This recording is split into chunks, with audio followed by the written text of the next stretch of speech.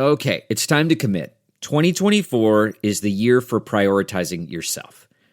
Begin your new smile journey with Byte, and you could start seeing results in just 2 to 3 weeks. Just order your at-home impression kit today for only $14.95 at Byte.com. Byte clear liners are doctor-directed and delivered to your door. Treatment costs thousands less than braces, plus they offer financing options, accept eligible insurance, and you could pay with your HSA, FSA.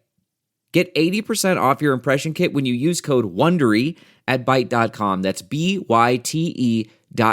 Start your confidence journey today with Byte. Acast powers the world's best podcasts. Here's a show that we recommend. What is The Briefing Room? It's a behind-the-scenes look at how the criminal justice system works and the lives of the people within that system. If you love true crime, well, these are the real people who do the job every day of making sure justice is served. Hi, I'm Detective Dave. I'm Detective Dan. Together we have decades of experience in local law enforcement, a profession that we think is often misunderstood. So we're going to explore how to do it right, and we won't shy away from when it's done wrong. These are stories you'll hear nowhere else. Unique, frank, and unvarnished. From the team that brought you Small Town Dicks, this is The Briefing Room. Episode 1 drops on August 30th. We'll meet you in the briefing room. Acast helps creators launch, grow, and monetize their podcasts everywhere.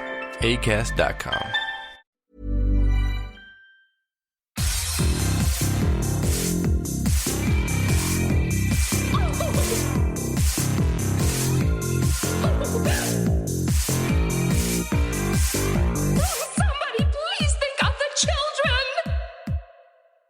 And welcome back to Scarred for Life, the podcast where we open up old wounds by looking back at the films that scared us as kids. I'm Terry. And I'm Mary Beth. Each episode, our special guest will bring with them a movie that traumatized them as a child. This week, our guest is Joshua Tonks. He's a film and stage actor as well as screenwriter. His latest project is the fantastic queer short, The Latent Image, that's currently streaming on Deku. He also co-hosts the Return to Erie, Indiana podcast. Welcome to the show, Josh. Hi guys, thanks for having me. Thanks for joining us, all the way from the UK. Is this our first international guest? Yeah. Oh my gosh, Josh, you're our first guest that's not from the States. That's not in the States. I feel so privileged. I feel so honored. I guess Canada. We've had a couple Canadian guests, but like first person across the Atlantic. Yeah. That's not too far away, I guess. So how are you doing? And how's it going? Yeah, with, it's everything pretty good. Going on right now. It's quite nice for me actually being able to take the time to kind of stop and pause and like work on some creative projects and things, because I know London life can sort of run away with itself quite a lot. Mm-hmm. So if I'm speaking personally about the situation at the moment, it's not too bad. It could definitely be worse. Yeah, that's good though. That's good. How did you get into horror? Has it always been a part of your life, or is it something that you got into later? I think it's always been a part of my life since I was very young. And I think it came from being really, really, really scared of everything. I was a really sensitive kid, but at the same time, I think I was always sort of chasing that thrill that I would get from watching horror. One of the first things I saw was Jaws. And I know that's probably not a true horror film, but it's... That was the first horror film I also saw. So... And that shaped me. So I agree with that. I think I've said this before, but my bedroom had a blue carpet. And so I remember after watching Jaws, I would run from my bedroom door as quickly as I could and dive onto my bed so I wouldn't get eaten by the imaginary shark in my room. I used to think that sharks would come out of the toilet and also in the pool. So we are similar in terms of like, that fear of sharks. I think we talked about this a little bit during the Jaws episode, but like when I was in Alaska after I saw Jaws, I was taking swim lessons and I hated swimming on my back in the pool indoors in Alaska because I was so terrified that there was going to be a shark underneath me. It was just going to come up and eat me and I couldn't see it because I was on my back. So... Yeah. Jaws. It's a good I'm one. totally right there with you. It was a traumatizing movie. And then there was actually an episode of The Simpsons that I think probably scarred me even more. Really? Which was the Cape Fear episode with Sideshow Bob. Oh my God. So I watched that with a friend, and the part where Homer sneaks into Bart's bedroom with the knife. Why do you want a brownie before you go to bed? Come on, let me cut you a brownie while they're still hot. And then later pops back in with the chainsaw. Bart, you want to see my new chainsaw and hockey mask? Oh, sorry. What am I thinking? I remember screaming, and my friend's dad walking past and being really annoyed with me for being too loud and like telling me off because I was too loud because I was traumatized. And then I couldn't watch another episode of The Simpsons that had Sideshow Bob in for years. He would scare me so much I'd have to turn it off. Wow. Wow. Is that the one where he keeps stepping on rakes? Yeah. Oh, yes. Like, it's really funny now. Right. Right. I can imagine like that episode, like I think they did a really good job in that episode of mimicking Cape Fear, because Sideshow Bob was a little sinister in that I don't think he turned completely into the comedic act that he was later, but like, yeah, I can see how that would be traumatizing. Oh God, yeah. I was very sensitive as a kid. Very sensitive. So now, nothing phases me at all anymore. I think I've become so desensitized to it. But yeah, I was scared of everything. Yeah, and you probably are like me, and we were just kind of trying to chase that thrill that terrified us when we were a kid, because like that's what I keep hoping to get from horror movies. Yeah, definitely. Yeah.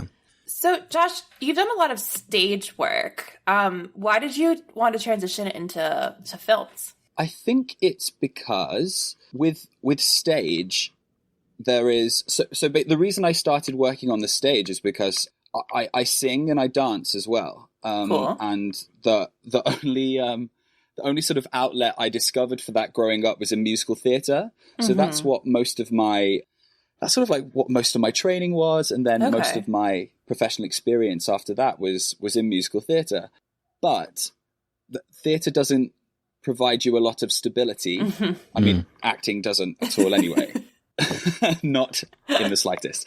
But I've sort of, as I've gotten older, I've sort of discovered like the things that I really love and the things that I sort of obsess over, you know, movies, TV, music, that they weren't musicals. Musical theatre is like a completely different genre to just being able to sing and dance and act. It's actually one genre within itself. And so I sort of, the last maybe 4 years, I've been sort of navigating my way into a different medium and something that I'm truly passionate about. You know, I'm not tweeting and Instagramming about musicals. I'm tweeting and Instagramming about horror movies. So it's like, well, how can I turn that into what I do for the rest of my life? That's awesome. Yeah. That is awesome.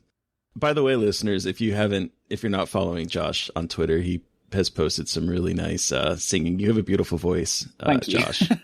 Transitioning into this, the latent image, can you tell listeners a little bit about what it's about? Yeah, so it's a project that I worked on back in 2018, because as part of my sort of transition from theatre to film, I kind of wanted to do some different things that I'd sort of put off, and I'd never really traveled or sort of been anywhere else. So I got a working visa and was able to live in Vancouver for 2 years.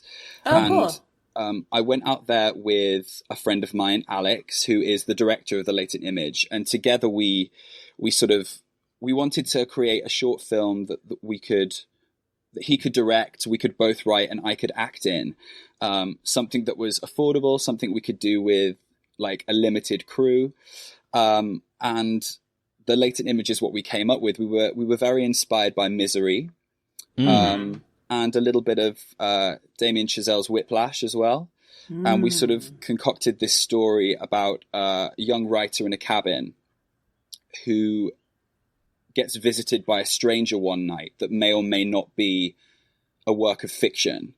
And, you know, both Alex and myself are queer, So we wanted to put a spin on that and sort of talk about the dangers that particularly gay men put themselves into in regards to sex, basically. You know, if it's something that you weren't able to have very much of or much experience of as a young person because it was deemed not appropriate, or, you know, other gay men weren't a part of your life.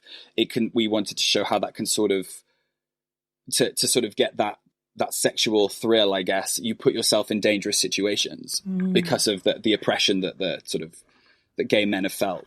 Yeah. Wow. Yeah. I feel like that was really long-winded. No, not at all. No, at all. It was perfect. It's one of those things where the short, it's streaming on Deku. So I really recommend. Deku has a lot of really great LGBTQ content as well. We'll link it in the show notes, guys. Yeah. But like what I really enjoyed about the short was the intensity and the feeling of both malice, maybe, but also eroticism between the two characters. And I think that what you said just kind of perfectly like sums that up, that feeling. Yeah, definitely. And what's been really interesting getting people's responses and reactions to the film is there's some people that look at my character of the writer and sort of have they look at him as like, is he perhaps the villain as well? Right. There's a real, like, it's very ambiguous, a lot of it. And I know that when Alex and I were creating the story, we knew exactly what it was. It was almost very literal, but the changes that happened from script to screen and then from screen to the edit, the thing evolved. And I think we were both interested in erotic thrillers as well. They're sort of a genre that we don't really see very much of anymore. No. And we thought it would be cool to explore that from like a gay point of view as well. More gay erotic thrillers. Yes, please. So you also are co-hosting the Return to Erie, Indiana podcast, and I am like a couple episodes deep. Kind of the Corona thing has sort of cut my podcast listening in half. But yeah, same. I absolutely love this podcast because I loved Erie, Indiana when I was a kid. Can you talk a little bit about that podcast for our listeners? And can someone explain to me what Erie, Indiana is? Oh my gosh. Erie, Indiana is it's a 19 episode show that came out in 1991.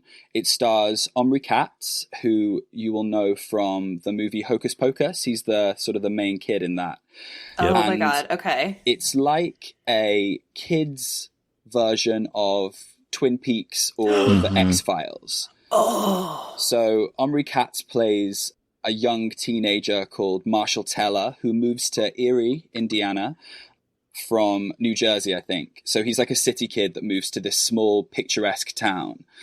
And Joe Dante is a producer and he directs loads of the episodes. So everything has that kind of like The Burbs, Edward Scissorhands kind of vibe to it. It's very sort of picturesque, but under the surface, all these sort of different mysteries and weird things happen. And he sort of solves with his friend Simon, who's played by Justin Shenkarow, who he voiced one of the characters on Hey Arnold, and we got to interview him really recently, which was really cool.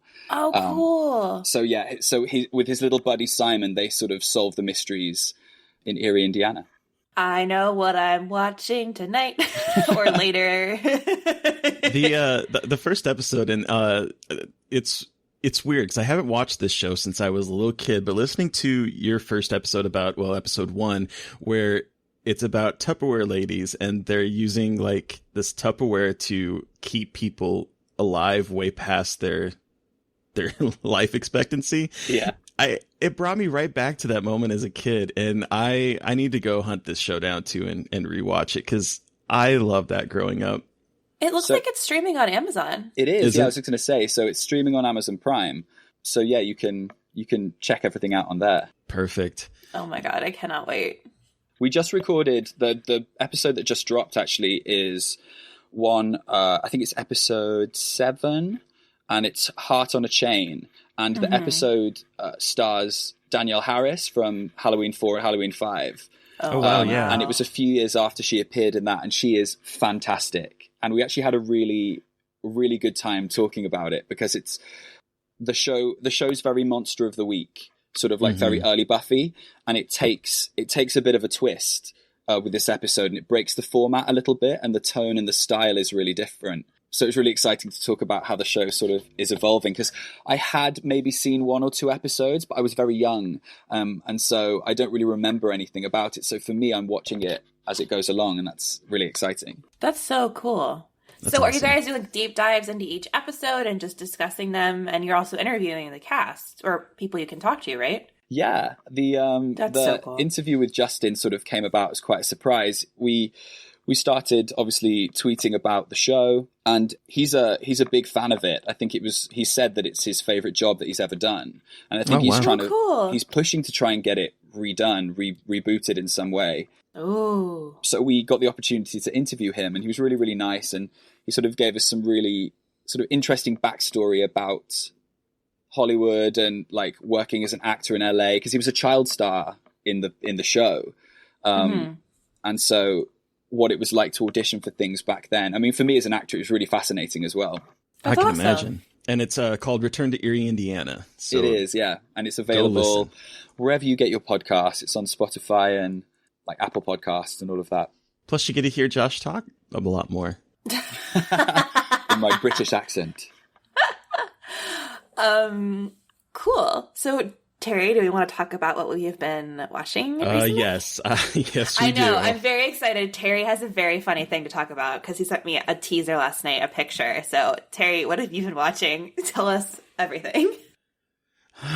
So I'm trying to go through my backlog of collected Blu-rays that I've been buying from either Vinegar Syndrome or Severin, et cetera, et cetera. And so my app last night, I shake it, it tells me a movie, and I'm watching it. And so I watched The Suckling. I cannot wait to hear about it because I almost bought The Suckling, and I don't know why. I think I was just like, I don't know if I want to buy this movie. Have you heard of this movie, Josh? I have not. Oh boy. All right. Well, I think the synopsis on IMDb is just perfect. A pregnant woman reluctantly goes to an illegal abortion clinic, which also doubles as a brothel, only to have her aborted, mutated fetus attack everyone at the clinic. Oh my God. And there you have it, folks. It is... I don't even know what to say. I got to this part where, and this is the image I sent Mary Beth last night, where one of the guys that's going to the brothel, he like is wearing one of those like spinny hats. The hats has like a propeller on top. Yes. And he is holding a nice sized dildo. And a nice sized dildo. Nice. Because you kind of get some that are like not nice sized. Some of them, ooh, no. And he's like looking at this this prostitute, and like his eyes, like he kind of does that little, eye wink type thing, and like raising his eyebrows almost. Yeah. Hey. And then his propeller starts to spin, which I don't know how that connects, but then what happens is, in a kind of an interesting turn, he hands it over to her, and she starts drilling him with it. Oh. And his twirly hat spins the entire time. Hey, look at that. Yeah. This sounds brilliant.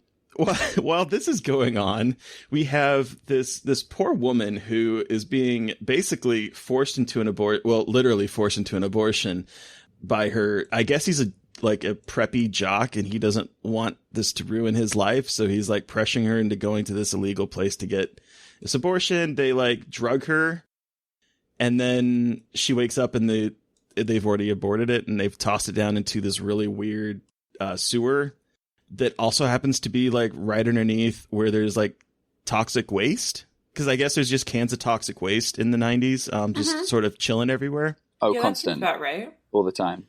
And then it like brings the baby back to life, and it starts to mutate, and it becomes sort of like an alien ripoff in a brothel. So did you like it? Is like a word that you can use to describe this movie or enjoy? I mean, this is a movie in which the abortion doctor her name is Big Mama, and she uses the abortion hanger to hang up her doctor's outfit. Oh God. Okay.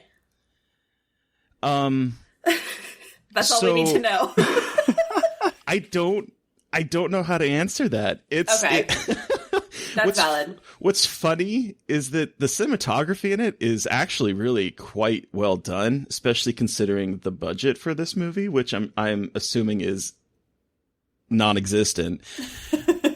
But like, it's filmed really well, and the puppetry, where I guess most of the money went to for the suckling the monster, is actually pretty cool. Oh. It uses its umbilical cord to wrap around people. Of course. It has like, yeah. Duh. Obviously. This is just a very bad taste movie. Okay. It's very cringy. But I will say that it has Michael Gingold as playing the suckling. Michael Gingold is was the managing editor of Fangoria. And this was him as a teenager in college, and he got this role to play the suckling, and so he is in a lot of scenes the monster in it. Wow! And he would eventually go on to own or to manage Fangoria. Huh? Yeah, everyone's got a journey. So there you go. Fate. So that's that movie, and then the other movie I just want to briefly touch on is I revisited Elvira, Mistress of the Dark. Oh, cool. Okay. Which I hadn't seen probably since I was a kid, and I loved this movie as a kid, and it doesn't quite hold up. But I think, have you guys seen it? I have not. Okay, well, I love Elvira, and Cassandra is putting in quite a performance in this. Like, she is pulling out all the stops. The idea is that she's like, finds out she had a long lost aunt that has bequeathed her a mansion and a cookbook that turns out to be a book of spells that her uncle wants because he's the devil or something.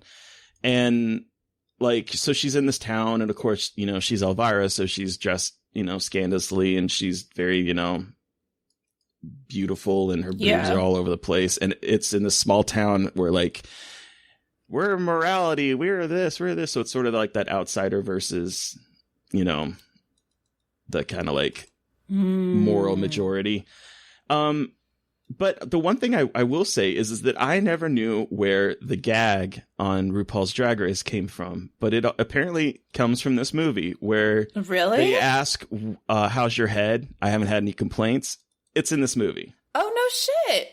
Yeah. So that gag on Drag Race that became a running gag where Ru would ask, I forget who it was. Pearl? I think it was Pearl. Was it? Yeah, I couldn't remember, but like would ask, Pearl. How's your head? And they would be like, it's fine. And yeah, It apparently came from this movie. So there you go. That's wild. Yeah. But that's what I saw. What about you, Mary Beth?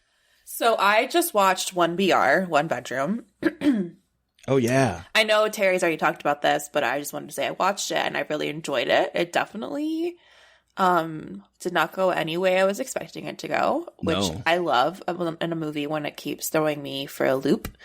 I think it's a really interesting look at that kind of like, I don't know if I want to spoil it. So I know, it's really hard. I won't spoil anything. Just know that it's very good and it'll keep you on your toes the whole time. And then what's this called? 1BR. It's a one bedroom, but the title is 1BR. And it's a film. Yes, it just came out this weekend. Right, I've not heard of it. Right, Terry? Yeah, it's out. Yeah, so it was in the festival circuit for a while, and it just hit VOD this weekend. Cool. So, strongly recommend. And then on my found footage journey, everyone that I've been sharing this, I watched a couple, but the one I really want to talk about is called Jerusalem. Okay, yes. Have you seen Jerusalem, Terry? I have not. Josh, have you seen Jerusalem? I have not, no. Okay, and Jerusalem is spelled with a Z instead of an S, so it's I thought it was going to be cheesy because that title is like not the best, I will say. But I actually really enjoyed it. A lot of people told me that it was not worth my time, but it was on Amazon Prime, and I was like, well, what am I doing anyway? And I actually really enjoyed it. I mean, it's not perfect, but who cares? It's really a fascinating use of Google Glass as a way to film a found footage horror movie, which I think is really fascinating. And I don't think it's not as invasive and cheesy as I thought it was going to be in terms of using the Google Glass, which I really liked. And also there's zombie angels. And like, if anyone has read my work, I'm obsessed with evil angels and like representations of evil angels. So I was like very into this movie. So was that by the Paz brothers? Yes, it is. Okay, because they did the Golem. Yes, they did. So they're born in Israel. So, and I was watching this movie, I was like, is this weird that it's like, basically it's about two white American women who go they're going to Tel Aviv, but they end up in Jerusalem, like, for vacation. And I was like, this is kind of weird. But the Paz brothers are Israeli, I believe. Mm-hmm. And they made the film, so that made me feel a little less like, oh, this is exploitative. So it's actually really interesting in terms of like their perspective on Jerusalem. And it's definitely got a lot of like, not super political, but definitely like, I mean, Jerusalem is a political place. So there's a lot of that interesting, like that context sprinkled throughout the film as well. So I thought it was good. It's on Amazon Prime, and it's kind of gory, and it's got some cool creatures, and I didn't realize it was found footage. I found it. I haven't watched it, but I found it when I was doing research about the Golem when I watched that last year. And I was like, oh, I like the Golem. Maybe I should give that a chance. I didn't realize it was found footage, though. That's interesting. Yeah, the title does not do it any favors. No. I don't know whose choice that was, and I'm sorry to the Paz brothers, because like when you spell Jerusalem and have a Z, it looks so cheesy. Mm-hmm. But it's not as cheesy as the title suggests, and it is really cool the way Google Glass is used and the found footage aspects is used. Not a spoiler, but there's facial recognition with the Google Glass, and there's some really interesting ways that is used in terms of like darkness and facial recognition. I thought it was really cool. I mean, like. Maybe I'm just more of like a softie for found footage horror, but I really thought it was. But I am. Okay, valid. I'm a softie for found footage horror, but I enjoyed it. I mean, like, again, 90 minutes, really interesting, some creepy monsters. What's not to love? What's not to love? Yeah, exactly. Thanks for. I'm like just like listening and making mental notes of all these so I can check them out because they'll sound really cool. Yeah, and like I said, Jerusalem is streaming. Prime has a lot of really good found footage movies. Well, okay, I probably shouldn't say they're all good, but they have a lot of found footage movies on Amazon Prime, like the small indie ones. So that's been really cool for me to kind of just dive into that, because there are a lot of found footage horror movies, guys, like way more than I ever expected. So, and I just found out that Gonjiam is streaming on Prime now for free. Everybody go watch Gonjiam Haunted Asylum. It's the best. That's my song. It is the best. I love Catchy. That song. I'm gonna buy it on Blu-ray, I think. Yeah, I bought it on Blu-ray. I love it. I just love it. But what about you, Josh? What have you been watching? Well, have you guys seen Michael Varati's new short film, Unusual Attachment? No, I haven't. It's really cool. Mary Beth, you were just talking about found footage, and it's not found footage, but it's all shot on screens. Oh shit! I love that. I don't know how to call like those kinds of movies, but I lump them in with found footage, even though they're not. Yeah. Unusual Attractions. It's amazing. So is it playing somewhere, or I think there's like a Vimeo link for it because it's really recent. He pulled it all together over like the last month, I think, and so it was shot in quarantine. Wonderful! That's so fucking cool. It's got Ben Bauer in, and he plays a guy that's he's on like a sort of chat roulette kind of thing, like searching for a guy that he has effectively fallen in love with, and he's like, and you see him search through like all these different guys that he sort of meets, and then it takes a little bit of a horror twist towards the end, but it's so well done. It's okay. Okay, yep, I see it. It's on Michael's. It's on everyone. We'll link it in the show notes. Michael Verratti has it pinned to his Twitter, but we'll link to that in the show notes as well. So yeah, I watched that and I really enjoyed it because I like watching a lot of things that are either short or something that I feel like inspire me to create as well. Yeah, I think sometimes if I'm just turning on a big budget movie, it's like, oh, that feels unattainable. That feels too far away. So I like to see things that are fresh and people are creating. And I know Michael as well. He's really, really lovely. And he was very gracious. And when Alex and I were working on The Latent Image, we went to LA a few times and we got to meet with him and he introduced us to loads of cool people. That's awesome. So yeah, it was, he's incredible and he knows everybody and he's fab. So yeah, check out that, give him a little plug. And then I've been writing a new script, which is, vampire themed. Oh my God. I was checking out some things that sort of inspired that. So I actually rewatched the remake of Fright Night. I don't know if with Anton Yelchin. Oh my God, yes, with Colin Farrell as the hot neighbor vampire. Yeah, I really Anton liked Yelchin, that. rest in peace. Rest in peace. I know. He's amazing in it. He sort of really carries the film so well. But I like it. I was looking at it because Marty Noxon wrote the script and she was obviously a producer and a writer on Buffy, which I'm a huge fan of. Mm-hmm. And I wanted to see, I was just looking at how she sort of crafts the characters and sort of their journey. Because the film I'm sort of tinkering with at the moment is sort of like they're teenagers and also vampires as well. Oh my God. That's awesome. I want it. I want it so bad. I want it now. I want it now. You should, there's a book called about vampire teenagers. Because actually, Terry, I was really inspired by your article that you wrote about, I think it's about queer representation. It's about the Tragedy Girls, the film Tragedy Girls. Yeah. Mm. And in it, there's a really cool section where you talk about how homosexuality was represented in films like Nightmare on Elm Street 2 and Fright Night and The Lost Boys, and how they use like the monster as like an allegory for homosexuality, but it always ends in a really negative way. It always becomes heteronormative again. Yeah. And I love the way that you explained that and described that, and it sort of got me thinking, well, what if I was to do something similar but make it positive rather than it ultimately become like a negative thing, which was very sort of Reagan era 80s kind of. Yeah. So yeah, that's awesome. You very much inspired what I'm working on at the moment. You're making me blush. Thank you. Well, you just said it in such a concise way. Because I've the last few years, I've been listening to a lot more podcasts and sort of getting people's perspectives on that sort of thing. And you were able to sum that up in such a concise way that made sense to me. Because it's really hard to watch films as a queer person. You're watching films that you love, that you grew up loving. But when you look at them with a more critical eye, you sort of see that they're not as perfect as you once believed when you were a teenager. Yes. And it's sort of making peace with the fact that, like, I love this film and I still do, but it's actually really flawed. And then how can I create art that people love, but that is actually positive as well?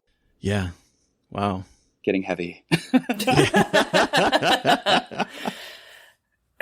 Well, on that note, we've talked about what we have been watching recently, but Josh, what movie have you brought with you today? What are we talking about today? Well, the movie I've brought with me, I'm very, very excited to talk about. It is my favorite film of all time, and it is Scream. Hello? Hello? Who is this? You tell me your name, I'll tell you mine. I don't think so. What's that noise? Popcorn. You making popcorn? Well, I'm getting ready to watch a video. Really? What? Oh, just some scary movie. You like scary movies? Uh-huh. You never told me your name. Why do you want to know my name? I want to know who I'm looking at. Someone is playing a deadly game. It all began with a scream over 911. Someone who's seen one too many scary movies. Now he's taken his love of fear. Hello? Hello, Sydney. One step too far. Do you like scary movies? What's the point? They're all the same. Some stupid killer stalking some big-breasted girl who can't act, who's always running up the stairs when she should be going out the front door. It's insulting. There are certain rules that one must abide by in order to successfully survive a scary movie. Number one, you can never have sex. Hey, it's me. Never, ever, ever, under any circumstances, say, I'll be right back. Because you won't be back. Get another beer, you want one? Yeah, sure. I'll be right back. He didn't make the rules. The police are always off track. If they watch prom night, they'd save time. He just kills by them. Don't answer the phone. Don't open the door. Don't try to hide.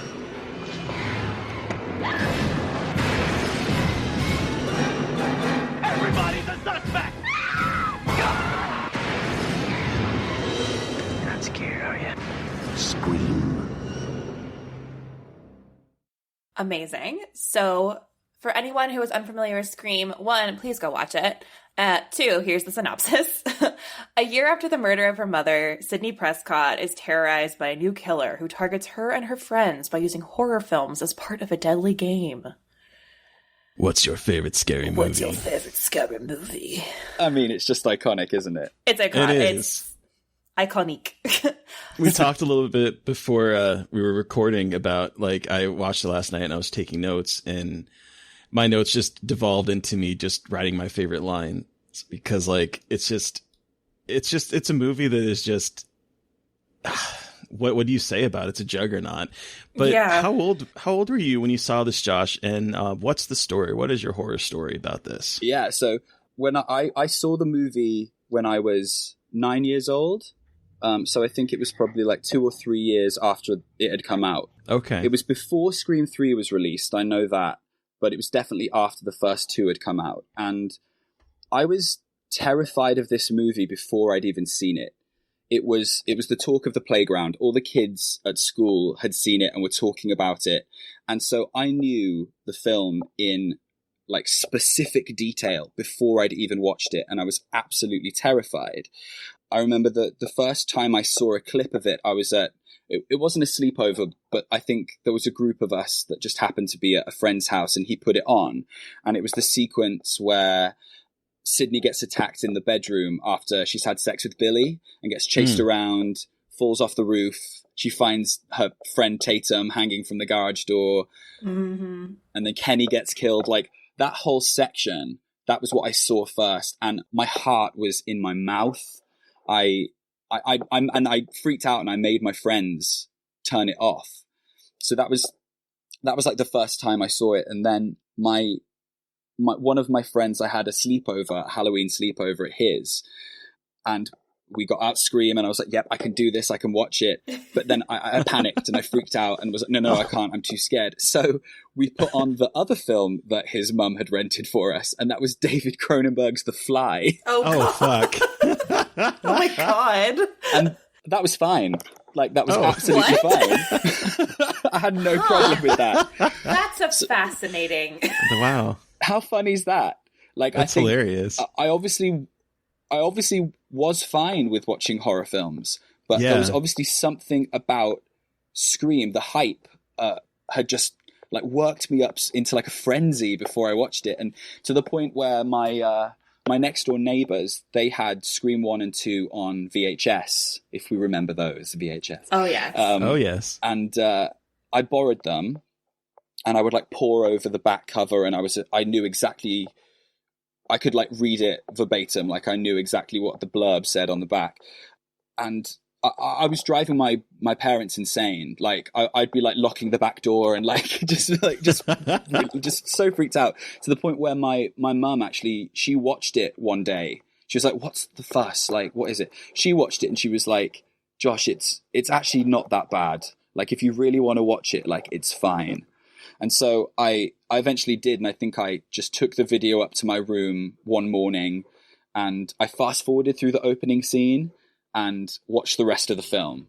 And I just remember feeling so proud and like so victorious when I reached the end that I was a given. I was obsessed from that moment forward.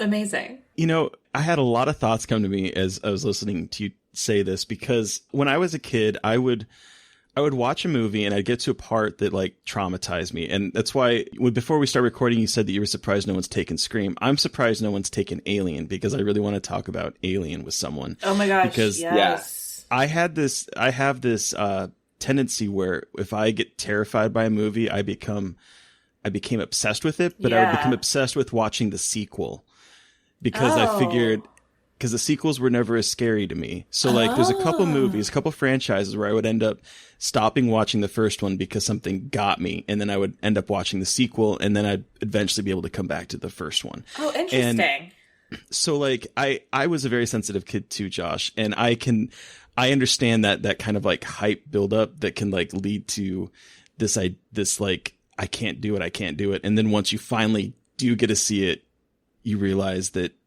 this is amazing and I really want to go watch all of this. So I think that's really cool. Yeah, I felt like a hero afterwards. Yeah. And then I would tell everyone. And my entire childhood I spent showing people that hadn't seen it, that film. I'd sit them down and I'd watch it with them. And then I must have been so annoying. Like I would like talk them through, like, because I then researched everything about the film and how it was made and, you know, all the stories behind it. And I would like talk people through it. And I'd be so excited to see if they could work out who was behind the killings in the film. You know, I still don't ever want to spoil the film for people in case someone hasn't seen it, because the ending is so fantastic. It is really good. How old were you, Mary Beth, when you saw this? Okay, so there is a very long and involved story about Scream in my family. So, trying to think about how old I was. So I was probably like 6 or 7. So young. I know. Second grade-ish age when I saw this. And it was not that I saw it.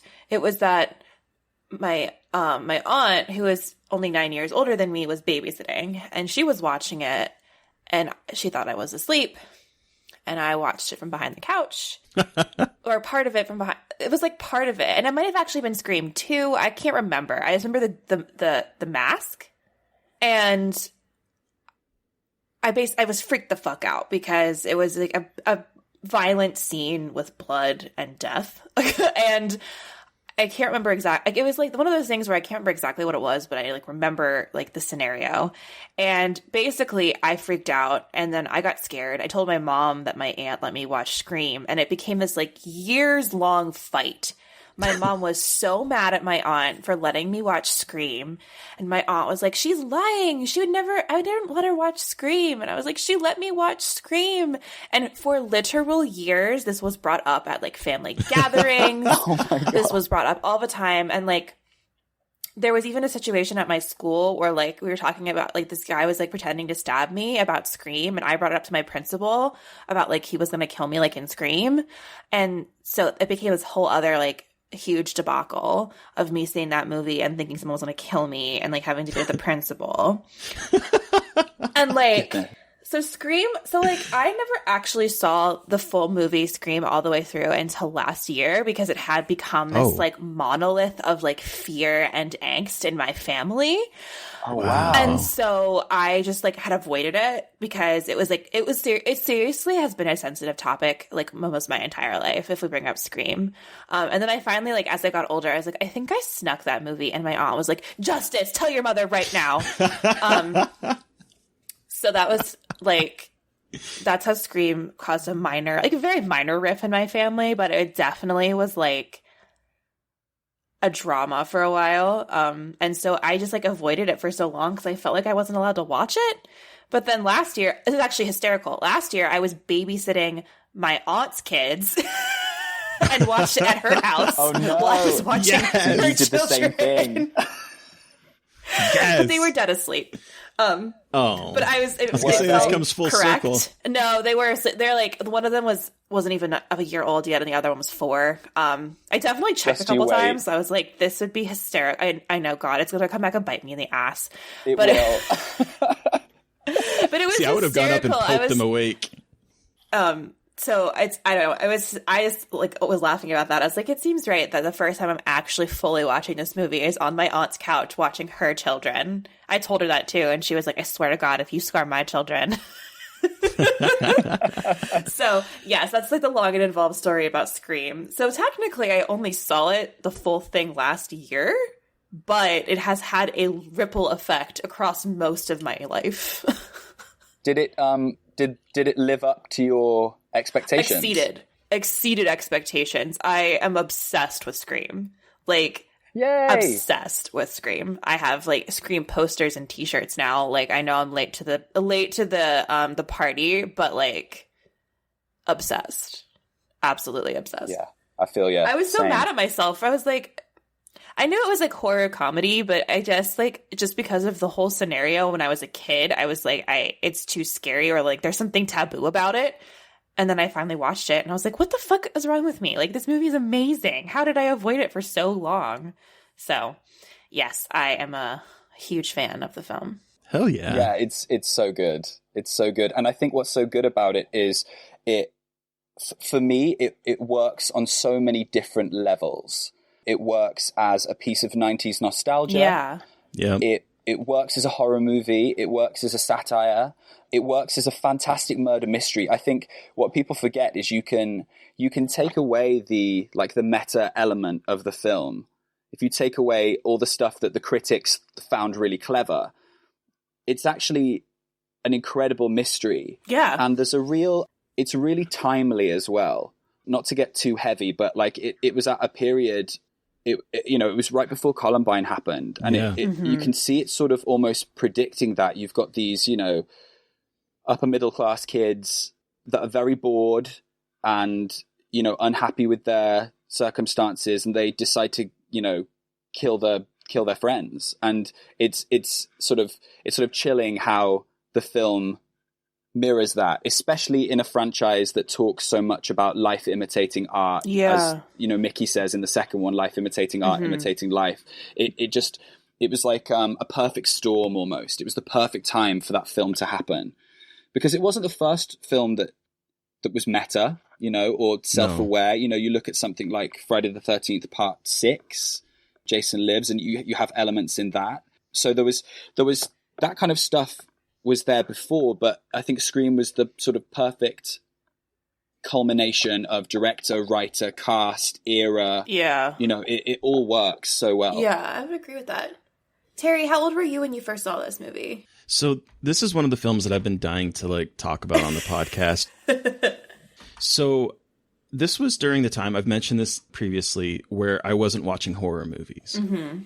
We're in the mid 90s, and it came a point where my parents had been very conservative with the movie choices that I was allowed to watch. So I started reading. And so I read a whole lot because I wasn't being policed there. So I read so many books that probably were way too adult for me, but I had no concept of what was playing in the movie theaters. And this movie came out in December of 1996, so I would have been 15. Mm-hmm. And when you're in high school, that time, you're out of school, and then you come back and people start talking about, because we didn't have as much internet and everything, so keeping in touch with people, if you weren't calling them, or scheduling dates to go hang out with them, you didn't see most of your friends until you got back to school the next year in January. Mm-hmm. And so I came back to school and everyone was talking about this movie and I didn't know what it was. And people started talking about, how people were gutted in it and people were, hung up from their insides. And I'm like, this sounds nasty. I had no desire to see it. It actually kind of made me not want to see it, because everyone was talking about how gory it was, and I had built it up in my mind as a sensitive teenager does, that this was the thing that you shouldn't see. I was building this up to Martyrs levels or something like that. Oh my God. In my mind. Yeah. And so I didn't see it. I knew kind of the plot. I knew that Billy was, the killer, because people would love to talk about that scene. And so I knew the kind of the plot, but I never saw it until Scream 2 came out. And my friends wanted to watch Scream 2. We didn't see it in the theaters. And so when it came out on VHS, we rented both, and we had a movie party, and we watched the first 2 Screams back to back. Oh, cool. And it is the movie that brought me back into horror. So that's amazing.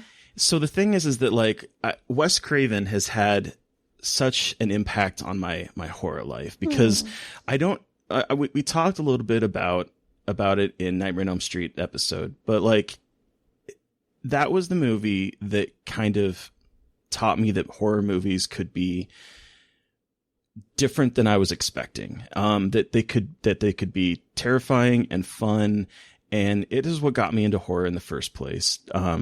To be perfectly honest, and then back in the 90s when I was out, he pulled me back in, and it's thanks to Wes Craven that that potentially I'm here right now talking about this kind of stuff. Oh my god.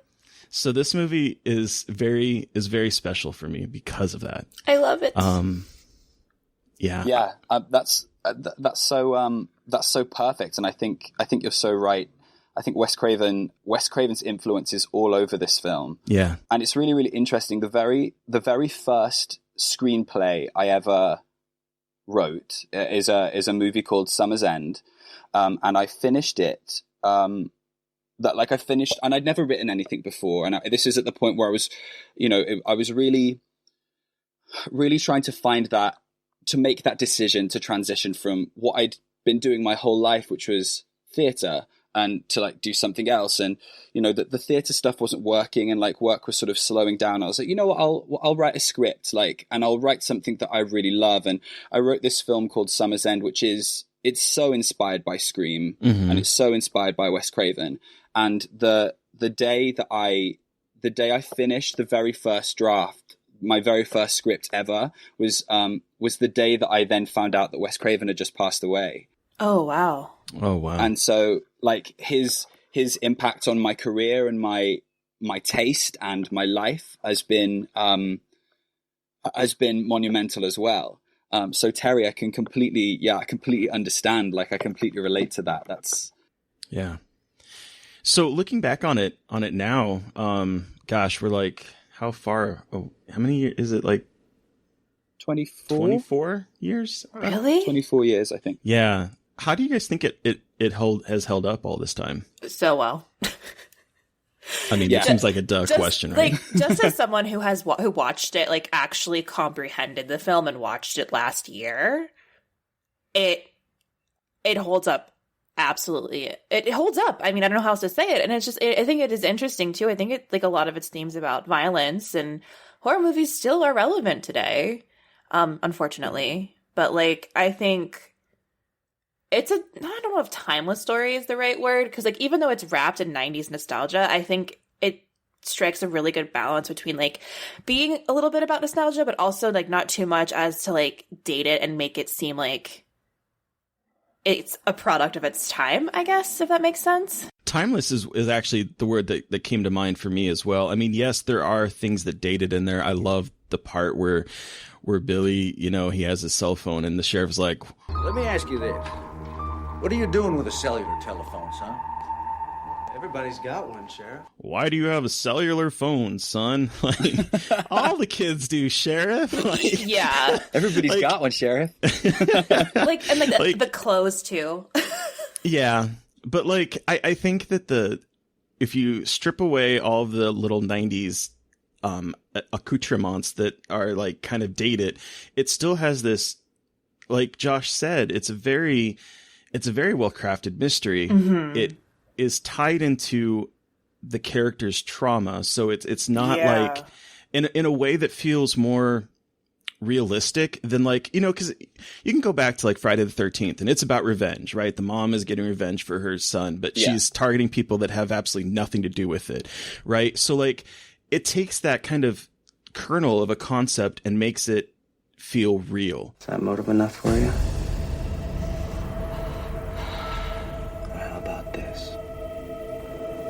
Your slut mother was fucking my father. She's the reason my mom moved out and abandoned me. How's that for a motive? It ties it into this tangible idea of like this girl's mom may have had sex with Billy's dad and caused a rift, and there's actual stakes involved. There's an actual mystery involved, and I think that kind of is what anchors this as being such a timeless classic. Yeah, and I think, when we talked about Hellraiser, I said that Kirsty was one of my favorite final girls, but I think Sidney Prescott is like the ultimate final girl to me. Agreed. I think because she also feels like the most real final girl. Like you just said, Yeah. Terry, it feels like her story and her investment in this whole thing, it feels very real. And it's like, especially because it's like, it's not, there's no like supernatural force or monster. It's people. The whole thing is just people. And just her reaction and her trauma and the way that she interacts with the world is just so good. And she is perhaps, to me, the best final girl.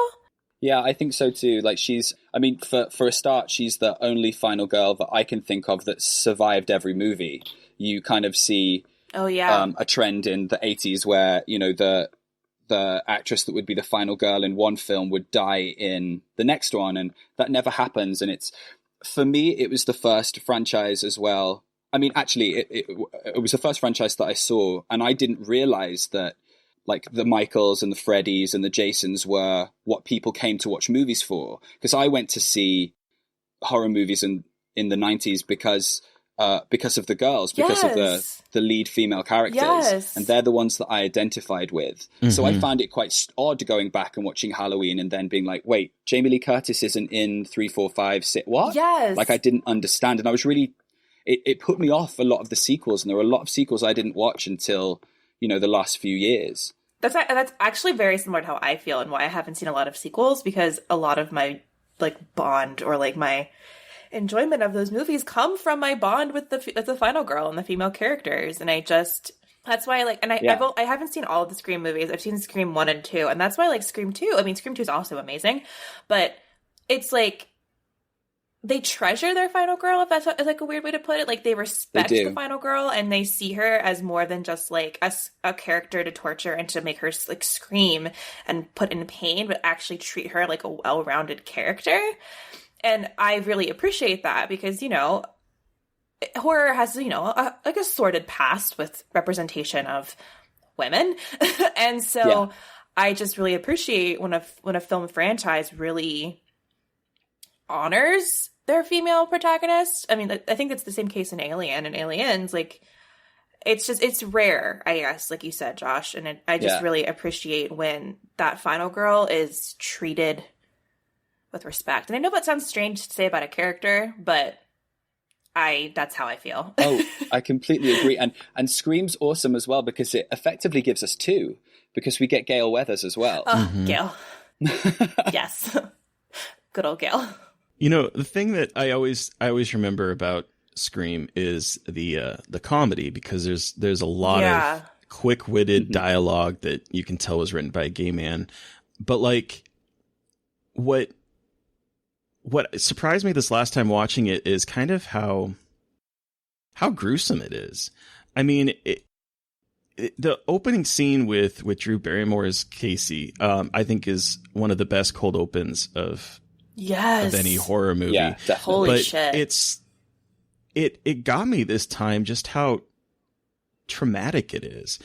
It's emotional. It's not just some girl, and yet we meet her for such a short period of time, and within 2 minutes we're really feeling for her. Yeah, and I gotta say, this is probably one of Drew Barrymore's best performances, and I know it's just like a scene, but like she kills it though. Yes. But like I think what I started remembering when I watched this last night was that this scene feels so different than most slasher films up until that point, because the blood, when he like jabs the knife into her chest and she just falls on the ground and it just starts pouring out, it's not the kind of blood I was used to in the 80s. It's not the over the top, like, bloodbath. Why do they do that? It's too red. It felt so real, and it turns this moment that was up until this kind of like a fun cat and mouse slasher into like, oh, this is real. Casey! Where is she? Well, police.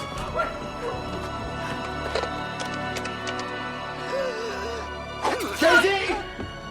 Casey, you upstairs? Casey, baby.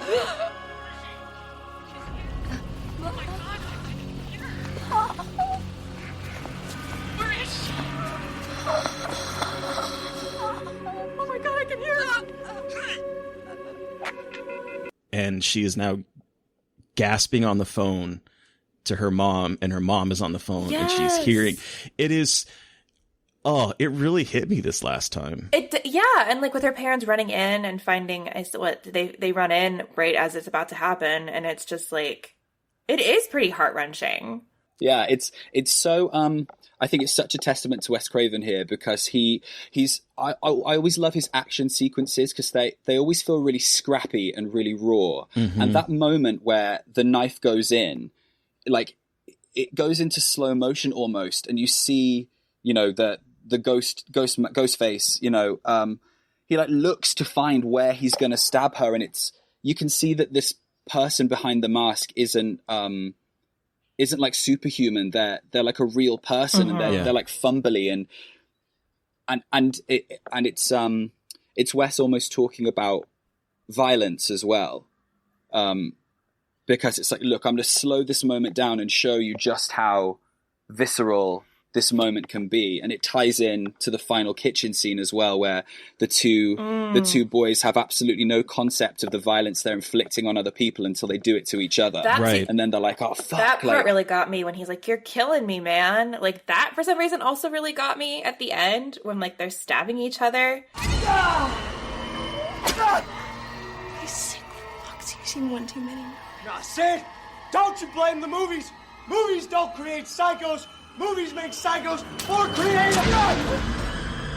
Stop it, Billy, would you, all right? I can't take anymore. I'm feeling a little woozy here. Yeah. And I was just like, holy shit, like this is much more emotionally difficult than I was expecting it to be. Yeah, it's charged, isn't it? Yeah, it's really charged. I mean, I also love Matthew Lillard. Let's just be real here. The casting is perfect. But just like that whole moment where they're like hanging over each other and bleeding, it's like pretty homoerotic for one, and like tender but also violent. I don't know, it's weird. It's like a lot of really weird feelings I had when I was watching at the final moments of the film. It's confusing but amazing. Oh yeah, it's I I'd argue that kitchen scene is as good, if not better, than the opening scene. Yeah. It just wraps it all up so perfectly. Yeah. I want to give 2 shout outs to characters though, because first of all, Tatum, best friend ever. Yeah. Yes. When she's like, Billy and his penis don't deserve you, right? I'm like, preach, girl. Preach. Though I must say, in that same scene, she's like, what does she say? It's like, so you've got a few intimacy issues as a result of your mother's untimely death. Like, just throws that out there. Casual. It's fine. Just like, whatever. Right. Yeah. And I love her character. I love her death scene where she's like, oh, is this where I'm going to play the helpless damsel or whatever? And he's just like, yeah. And it's this mix of like, we know that that's not Randy and she doesn't know yet. And so there's that kind of give and take of dramatic irony that is just so well crafted. Yeah, I completely agree. Because you care about her as well. Like, so you're laughing and you have that sort of like, oh, she's going to get it. She doesn't know. So there's a tension and there's also a comedy. But at the same time, we like Tatum. Yeah. There's a reason that she's a fan favorite. There's a reason that people that watch the film constantly bring her up. And every time there's a sequel go, but what Tatum, why was Tatum mentioned? You know? Mm-hmm. Because her performance is so likable, and it's a tone that I think only really Kevin Williamson and maybe Joss Whedon were able to get in that era, which is creating sort of snarky teenage characters that are actually likable and kind, whereas writers that sort of emulate that style, the kids just come across as really mean. Yeah. And you're like, fine, die, I don't care. But with these, it's like, I kind of want to be like you because you talk really cool, and you've got a really good head on your shoulders and a good heart, and it's kind of tragic when they die. Yeah. The other character is Kenny. I want to raise my cold brew coffee to Kenny, a good dude who's picked on the entire movie, who has a love-hate relationship with Gale, who calls her a bitch goddess, and then in his last dying breath, as he is literally dying in front of Sid, wheezes the door because the last thing on his mind is to protect Sid from this killer. Kenny! I love Kenny. I love Kenny. Yes! He's the best. I noticed that today in my watch for the first time, is him gesturing to Sid, like, to get the door. Yep. Like, I noticed I'm it so for the glad you first brought time that too, up. because like I had my captions on because I've been doing that recently as I'm taking notes with movies, and I was first time that I noticed that he says the door,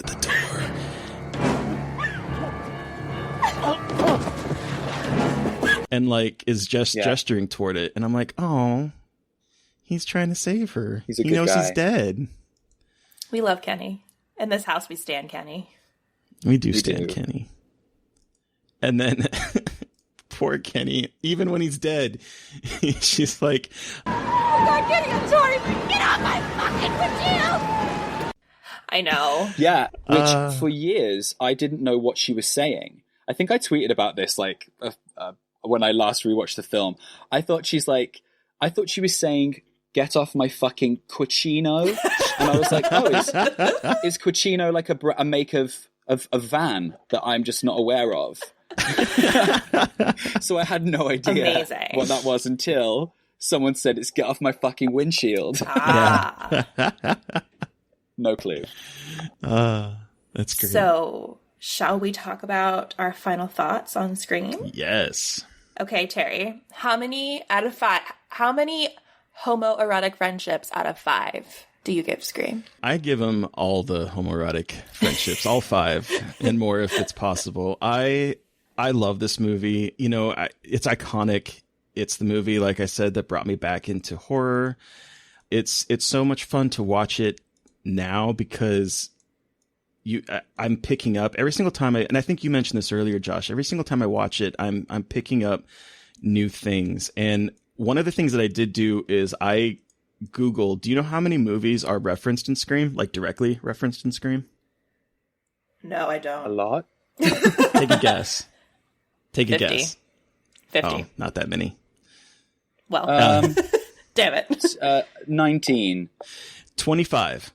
Damn. There are 25 movies that are referenced. 26 if you include Apollo 13, where at the end, Stu is like, Houston, we have a problem. I don't know if you can consider that, but like, if you don't consider that, there are 25 movies that are mentioned in this. And it's so fun because it seems like a lot to have in a 2-hour movie, but like, they're just referenced so well. And I think that kind of goes back to the script. This movie is so well written, and it's just the perfect storm of a perfect cast, a perfect script, and a horror director that was operating at the top of his game.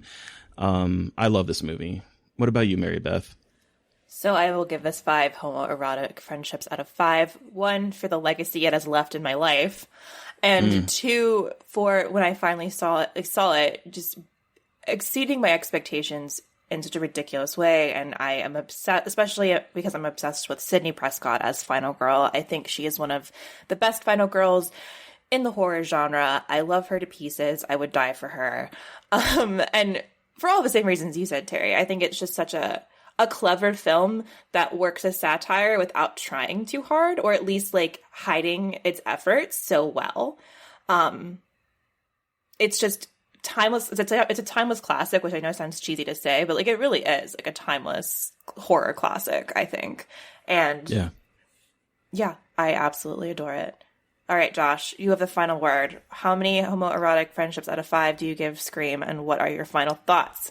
Well, I think we all know I'm going to give it 5 homoerotic friendships out of 5.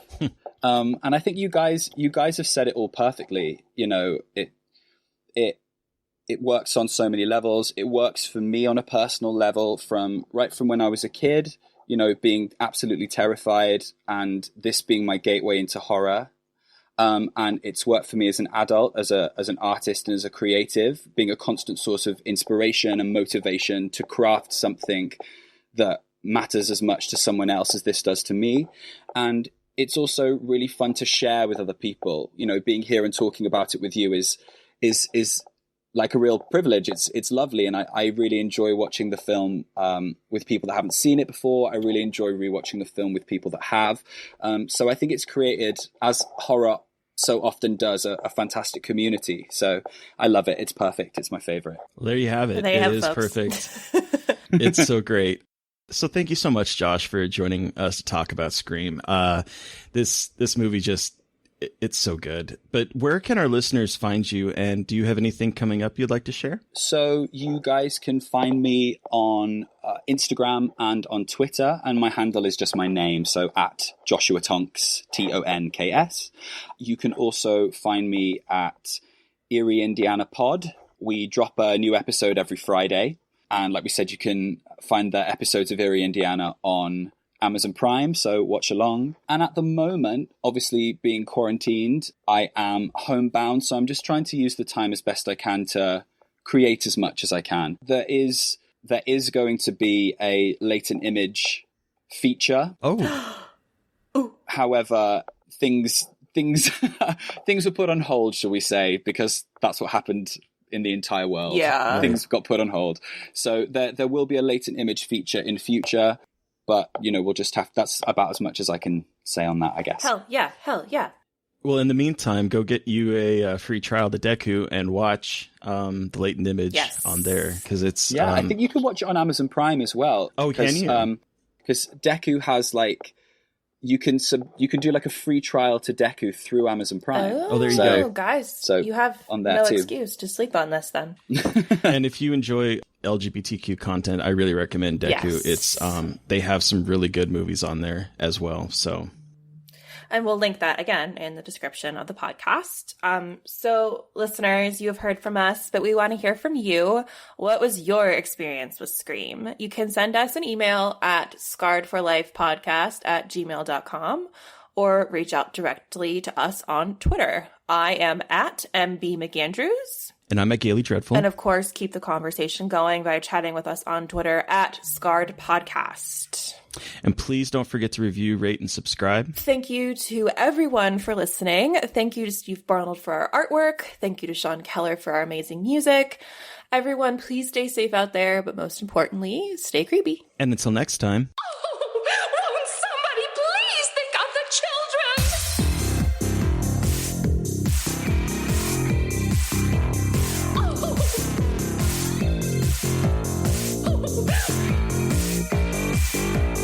Somebody please think of the children!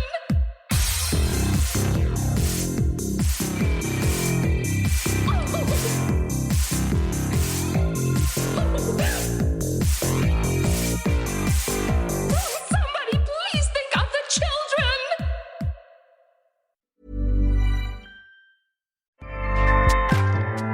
Acast powers the world's best podcasts. Here's a show that we recommend. What is The Briefing Room? It's a behind-the-scenes look at how the criminal justice system works and the lives of the people within that system. If you love true crime, well, these are the real people who do the job every day of making sure justice is served. Hi, I'm Detective Dave. I'm Detective Dan. Together we have decades of experience in local law enforcement, a profession that we think is often misunderstood. So we're going to explore how to do it right, and we won't shy away from when it's done wrong. These are stories you'll hear nowhere else. Unique, frank, and unvarnished. From the team that brought you Small Town Dicks, this is The Briefing Room. Episode 1 drops on August 30th. We'll meet you in the briefing room. Acast helps creators launch, grow, and monetize their podcasts everywhere. Acast.com.